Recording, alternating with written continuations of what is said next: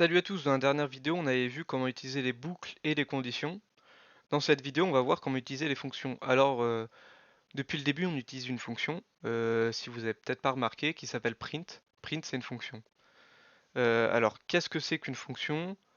La définition c'est une fonction est un bloc de code réutilisable qui permet d'exécuter une action spécifique plutôt que d'écrire plusieurs fois le même code. On peut regrouper ce code-là dans une fonction et l'appeler à chaque fois qu'on en a besoin. Donc on l'avait montré avec print. Il y a des fonctions natives comme ça qui existent déjà dans les Lua et aussi dans FiveM. Il y a des fonctions natives pour FiveM et on va pouvoir également créer nos propres fonctions. Donc pour créer notre propre fonction, c'est hyper simple. On a simplement à taper fonction, le nom de notre fonction et le code qu'on va avoir à écrire dedans. Donc syntaxiquement, ça s'écrit comme ça, fonction, le nom de notre fonction, donc comme vous voulez, on va l'appeler Toto ici, j'aime bien appeler les choses Toto. On peut lui passer des paramètres ici, pour le moment on va rien lui passer du tout. Et on va faire en sorte que notre fonction Toto, bah, elle print Toto.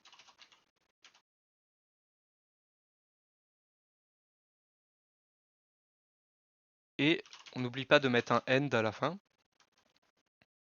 Et on va appeler notre fonction Toto.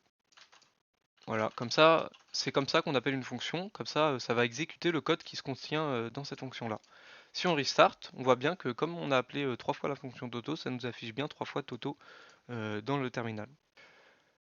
Ce qu'on peut faire aussi, ce qui est hyper utile, c'est passer un argument dans cette fonction, qui est une variable, et qu'on va pouvoir utiliser dans le code qui est dans la fonction. Donc ce qu'on peut faire, c'est print nom, et là vous allez voir, on va restart, et ça nous print nil, vu qu'on a assigné aucun argument quand on a appelé la fonction.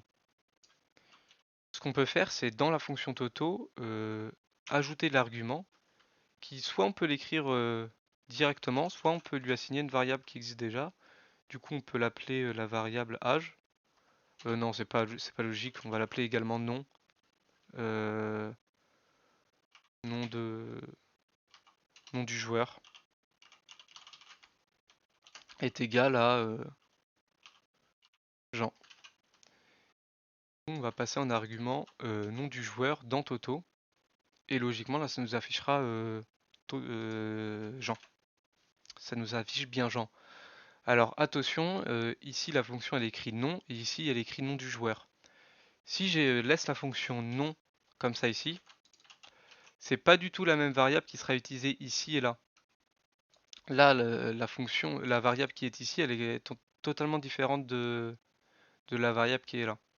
C'est pour ça que je les ai différenciées par deux variables différentes, c'est que ça ne reste pas la même variable quand elle passe dans la fonction. On peut mettre plusieurs arguments comme ceci. Par exemple, on va mettre un deuxième argument qui est égal à 1 et qu'ici on va pouvoir appeler âge. On va également pouvoir afficher âge. Comme ça nous affiche Jean, puis 1. Pour plus d'esthétisme, on peut mettre bonjour. Bonjour, on va concaténer comme on l'avait vu, le nom. Et on va afficher âge qui est égal à âge. Comme ça nous affiche bonjour Jean, âge 1. Voilà pour créer nos propres fonctions. On a vu comment leur passer des arguments.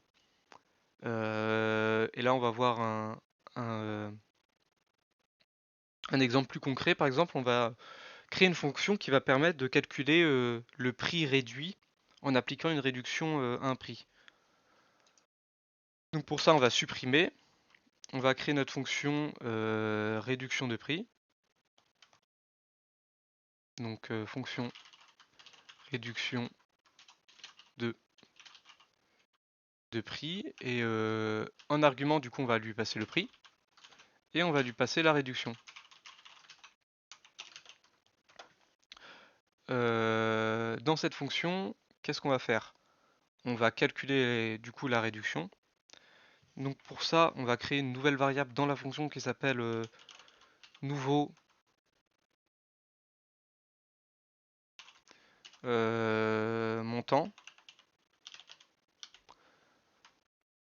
qui est égal à du coup le prix, ça c'est des mathématiques de base, fois la réduction, qui sera en pourcentage du coup divisé par 100.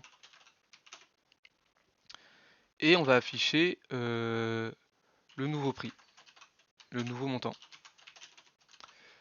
Donc pour utiliser la fonction, on va initialiser un prix qui est de, je sais pas, 50 euros et une réduction qui est de 50%, non pas 50%, 25%. Du coup, on va utiliser notre fonction. On va passer en argument le prix et la réduction. On aurait pu passer directement les arguments dedans. On restart notre script et ça nous affiche bien le prix après la réduction qui est de 12,05 €. Une fonction, on peut également faire en sorte qu'elle retourne quelque chose. Par exemple, là, on va faire en sorte que la fonction, elle retourne euh, le nouveau prix. Pour ça, on a simplement ajouté un return dans la fonction,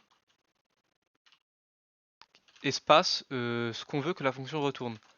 On peut lui passer un ou plusieurs arguments de variables, hein. Là, on va passer que le nouveau montant. Et pour afficher tout, et simplement la fonction ici, elle va être égale au nouveau montant.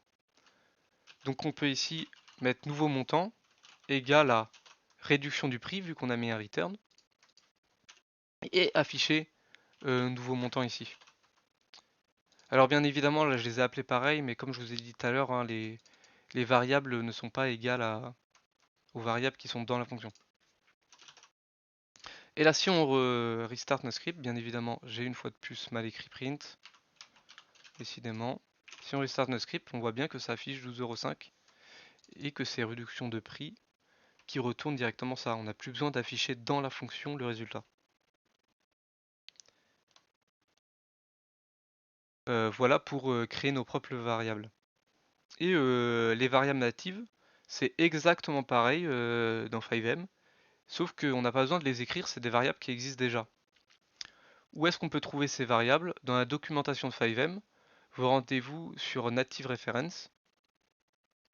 Et ici, on a une liste de fonctions interminables qui sont des fonctions déjà codées pour nous, qu'on va pouvoir utiliser. Donc ça permet entre autres, par exemple, de créer un véhicule. Il y a une fonction qui s'appelle create véhicule. Et ça va permettre de faire spawn un véhicule. Et vous voyez ici, la fonction elle va retourner l'entité qui va être créée, du coup le véhicule. Et elle s'appelle create véhicule. On doit lui passer en argument tous ces arguments là, qui sont un hash, un number, un booléen, etc. Ce qu'on a vu précédemment. Et pour utiliser cette fonction, il n'y a rien de bien particulier. Vous avez même l'exemple de code ici. Vous pouvez copier-coller. Et bien évidemment, modèle H, X, Y, ending, etc. Les variables n'existent pas, donc on aura besoin de les définir. Mais ça, on verra dans un prochain épisode, dans une prochaine vidéo, vraiment comment créer nos propres scripts et vraiment commencer à coder réellement avec les variables les fonctions natives que propose 5M. Donc voilà, c'est tout pour les fonctions. N'hésitez pas à rejoindre le Discord dans la description si vous avez besoin d'aide et mettre un like si ça vous a plu. La prochaine vidéo, on va réellement créer un premier script où là, on verra concrètement ce qu'on peut faire avec tout ce qu'on a vu précédemment. Et sur ce, on se retrouve pour la prochaine vidéo.